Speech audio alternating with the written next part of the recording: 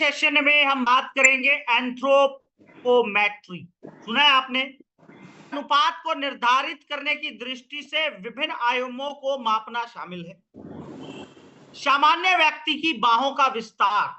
जब बाहें समकोण पर फैलाई जाती हैं तो मध्यमा उंगली के सिरे के बीच की दूरी, ऊंचाई कोमोबेश बराबर होते हैं। शरीर का ऊपरी खंड, जघन सिम्फिसिस की ऊपरी सीमा और खोपड़ी के शीर्ष के बीच की दूरी, निचला खंड और सीमा फीस की ऊपरी सीमा की भी बराबर होती है। यदि बाह का दायरा ऊंचाई से 8 सेंटीमीटर या अधिक हो जाता है तो ऊपरी खंड और निचले खंड के बीच का अनुपात 0.87 से नीचे चले तो यह मॉर्फोनॉइड विशेषता नपुंसकता या होम्योसिनेटेरिया का सूचक है। मार्फन सिंड्रोम के साथ जन्मजात हृदय संबंधी रोगों की घटना होती है। जोड़ों की अति सक्रियता मार्फन सिंड्रोम और एहलर्स डैनोलोस सिंड्रोम में होती है।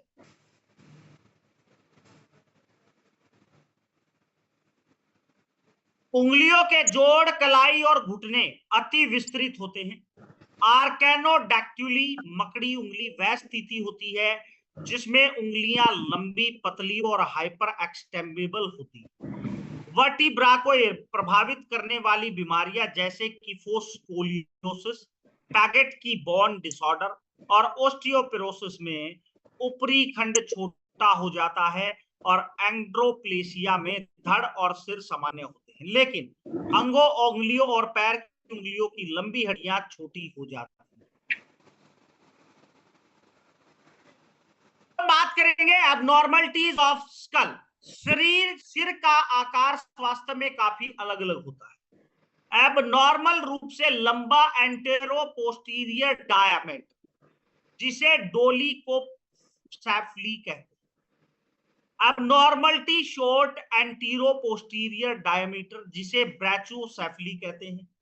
Long and narrow head skull is deformed and project like कील ऑफ ओट जिसे स्कैवोफेक्स पेली कहते हैं।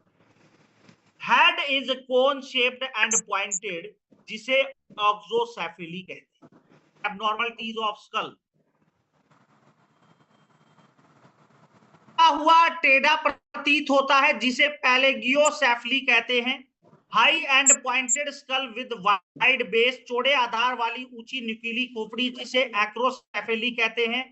ट्रायंगुलर सिर, छोटा नुकीला माथा जिसमें बाइपार्शल डायमीटर बढ़ा हुआ होता है जिसे ट्राइगेनोसेफली कहते हैं।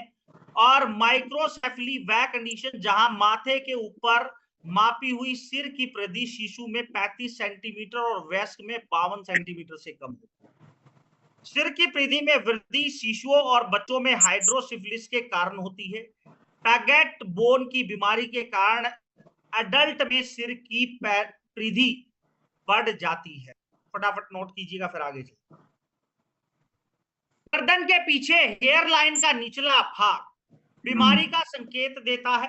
अधिकांश सामान्य व्यक्ति में हेयर लाइन चौथी सर्वाइकल स्पाइन पर या उसके ऊपर रुक जाती है। निचली हेयर लाइन सर्विकल वर्टिब्रा और क्रॉनियो वर्टेब्रल एरिया की जन्मजात एबनॉर्मलिटी से जुड़ी होती है, जैसे ऑर्मोलॉइड चीयर डिफॉर्मिटीज, किल फिल एबनॉर्मलिटीज, छोटा कद, छोटी गर्दन, कम हेयर लाइन, सिर का झुकाव, चेहरे की विषमता, वेब नेक और स्केलियोसिस जैसे क्रोनियो वर्टिब्रल में अलग अलग संयोजन होते हैं।